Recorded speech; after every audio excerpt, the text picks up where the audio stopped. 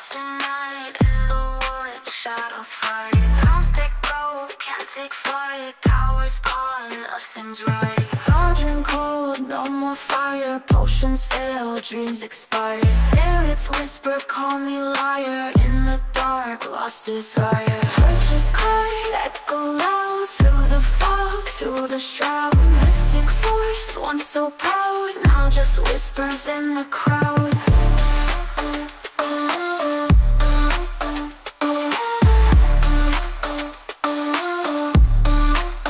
Babalan TV. Hello po Libra, welcome po sa inyong reading. So this is for monthly reading, so which means nasa March of 2025 na po tayo, no? Para po sa mga bago, don't forget to click the subscribe button, smash the like button, comment below kung kayo po yung nakaka-resonate, and hit the notification bell. Kung gusto nyo pong sumali sa ating live sessions, dun po yan sa ating kabilang channel. That is Babaylan TV. No, yan po ang ating unang channel catered for our international audience. So, sumali po kayo, huwag kayong matakot, no, dahil friendly naman yung community. So, makikita nyo masaya naman siya dahil pwede kayong magtanong doon right there and then. Gusto ko lang pong ipaalala sa inyo na this is a general reading. So, you may resonate po baka sa entire reading na ito, or baka bits and pieces lamang, no? Take what's only yours.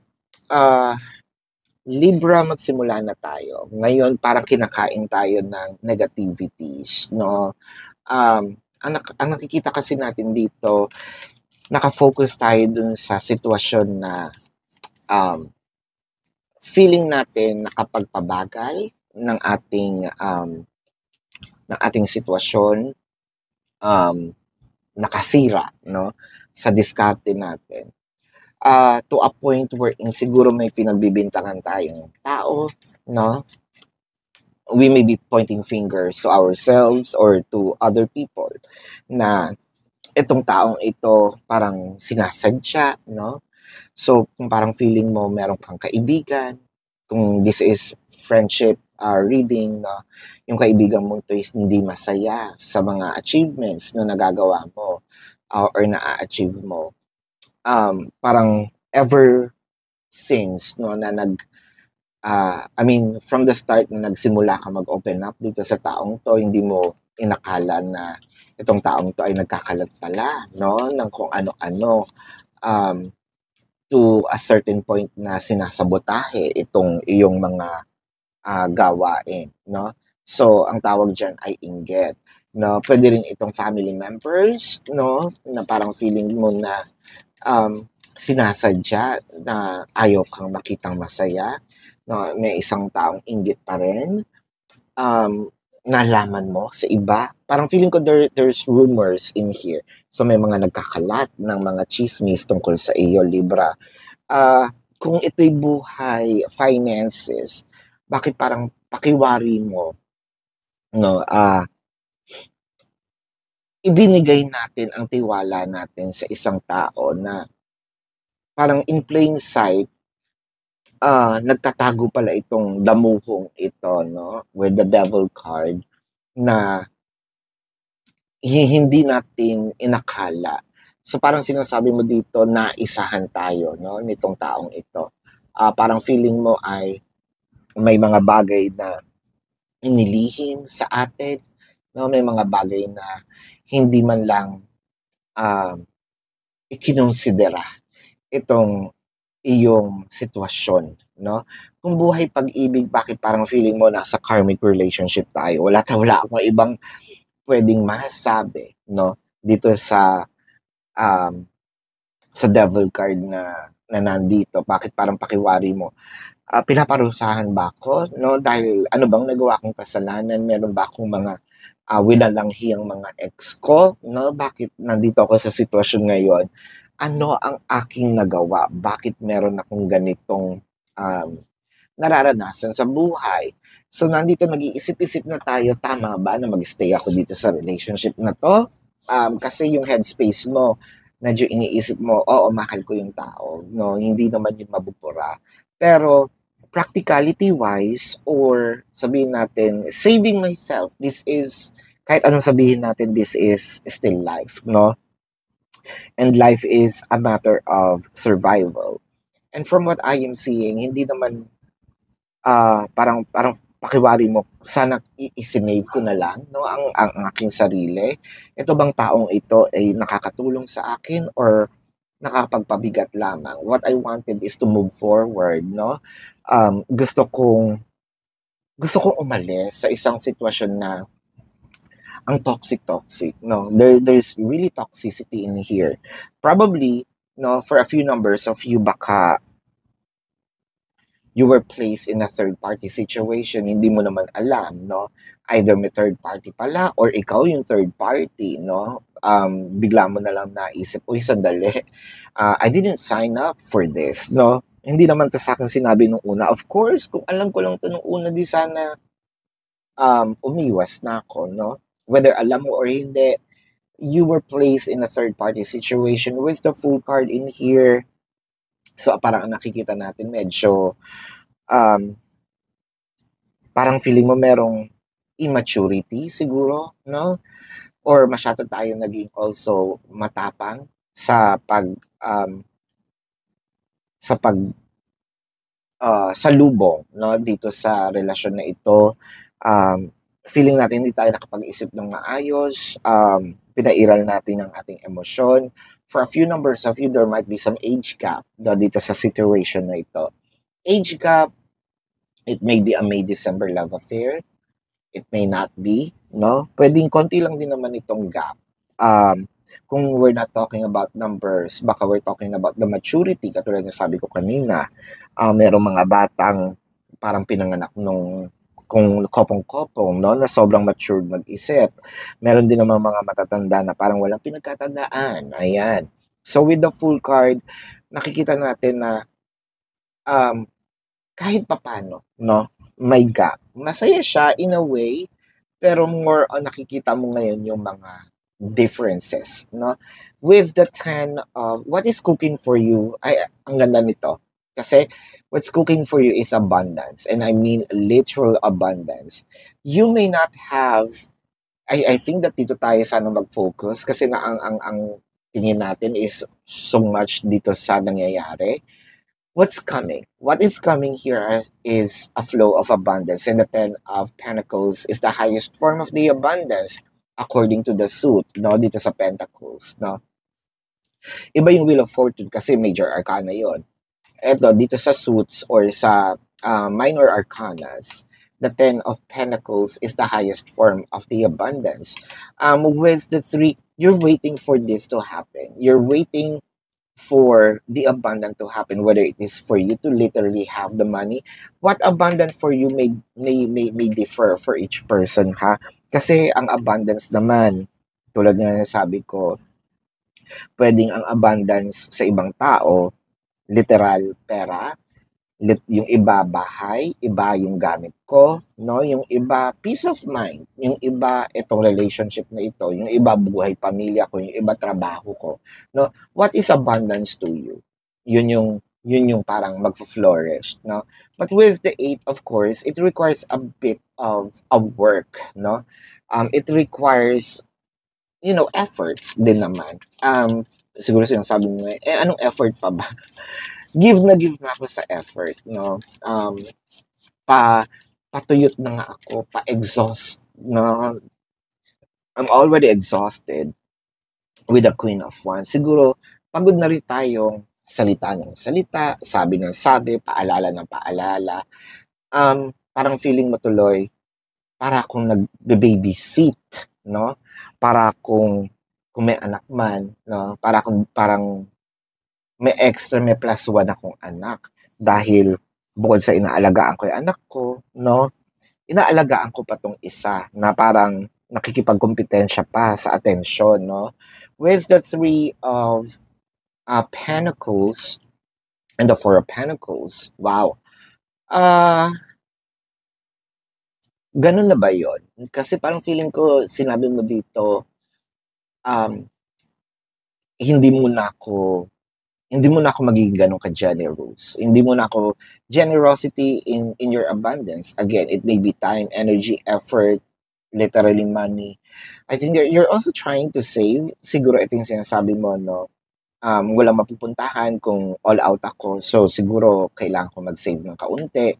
Um, for rainy days, di ba? With the Knight of Cups, siguro ito din yung time na sinasabi mo, medyo babawasan ko, no? Itong pagbibigay ko ng emotion. Medyo magbibigay din ako ng happiness sa sarili ko kasi kumbaga nasa id tayo no?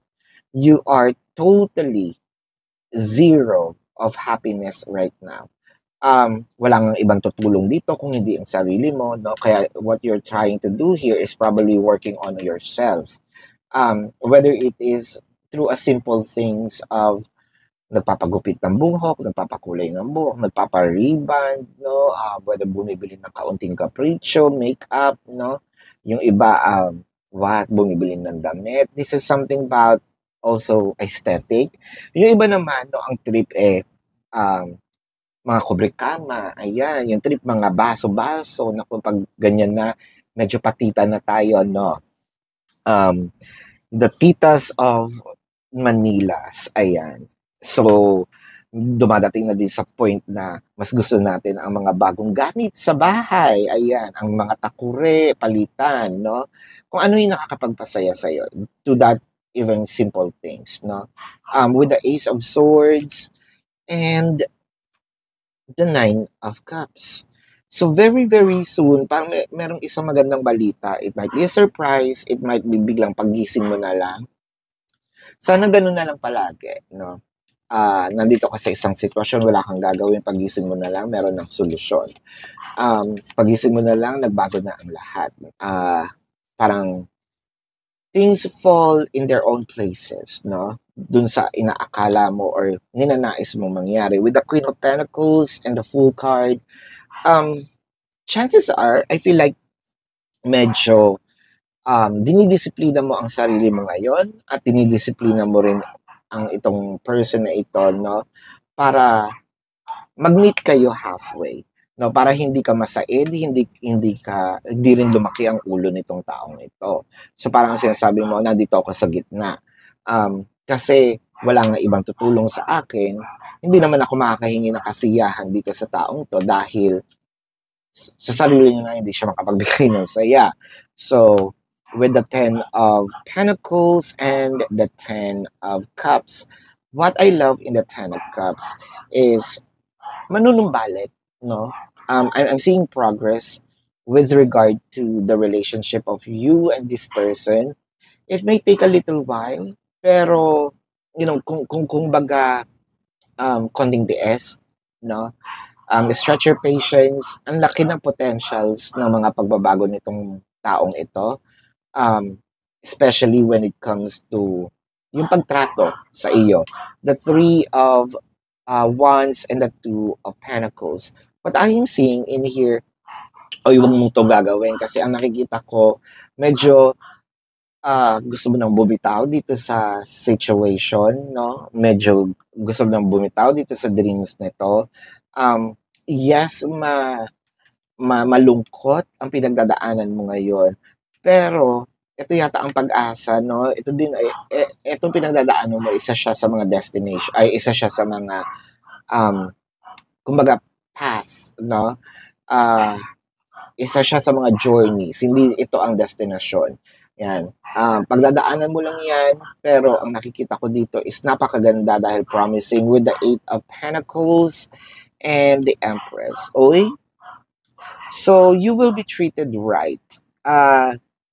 Siguro nga, dahil nandito ang the Fool card, no? Medyo ikaw itong matured. Dadating din naman sa maturity itong person na ito. Marirealize din niya na siya ay na kayo ay para sa isa't isa, na kailangan kang itrato ng maayos, kailangan kang itrato ng mabuti. Wala naman ako nakikitang third party na gugulo in the future, no? Kung meron man sa ngayon, I'm seeing na ikaw pa rin ang pipiliin nito, the Empress.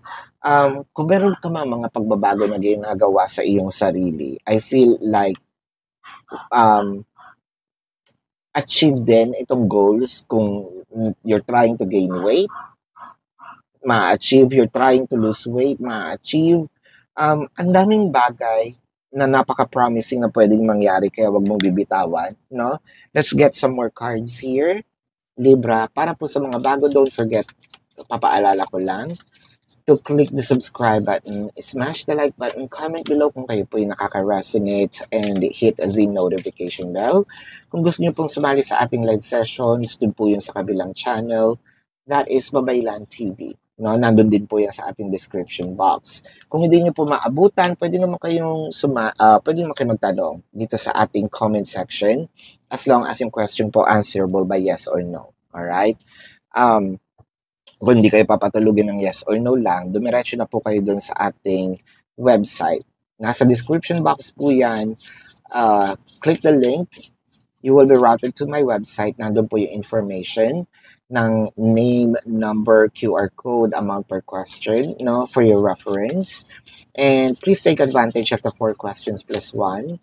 Discounted po yun. And if you want to book a private reading, nandun din po yan. So, I dream about a future with you. So, yun naman din pala. I think meron lang ditong parang disalignment sa sitwasyon yon ng iyong person. Merong, sabihin natin, merong siguro nauuna, merong hindi pa nakukuha or nagigets itong purpose, no? Ng inyong relationship. But someday soon, I'm seeing na sabay nyo, no? Sabay kayong magjo-journey. Walang nauuna, walang nababagalan. But it requires a little time kasi meron ditong full card, no? Let's get some more message from the universe. When there are questions you need assistance with, go inward. Ayan. So, kung meron ka mga katanungan daw, no? Huwag mo hanapin sa labas. Hanapin mo sa loob ng iyong pagkatao. Kasi, kumbaga, kaya mo nga to, bakit mo ba to sinimulan? Dahil you have hope, di ba? You have seen potentials in this. Hindi perfect ang journey, but still, no, since nakita natin yung foreseeable outcome na magiging maayos, not perfect, pero sabihin natin almost perfect. Wala namang ganun ka-perfect. No, kung ano yung iniisip mo, dinidream mo, ito yung matutupad. Sit with yourself. Meditate on the situation or meditate on the question. Ask for help also. Then trust your intuition as most often the answer and guidance will be delivered to you intuitively.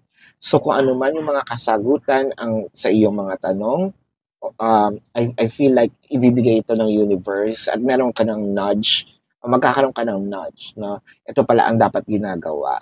And probably this is also a sign, no, itong reading na ito, na huwag mong bibitawan.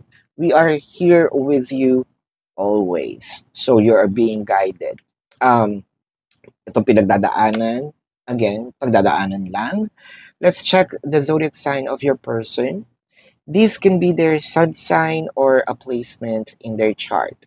I'm seeing Taurus, Pisces, Leo, Virgo, Capricorn, Aries, Scorpio, Cancer, Sagittarius,